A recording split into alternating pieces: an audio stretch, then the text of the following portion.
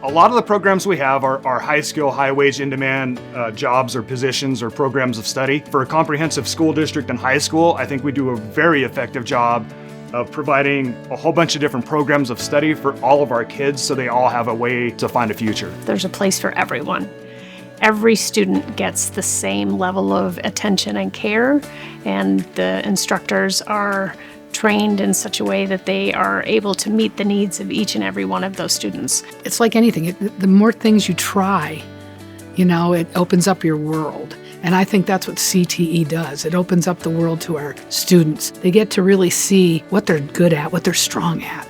And then sometimes they build a love for it, and it becomes their career, and it can change their whole life. It's like project-based learning. It's like, man, these kids are so engaged. It's amazing. I can't believe the product, and they're good workers, and everything's amazing. We just assume the kids will know what they want to do, but at the end of the day, it gives them an opportunity and empowers them to figure out what they want to do in life. I've been a part of the mock interviewing here at Douglas High School as an employer, and I'm always impressed by their skill set that's come out of this program.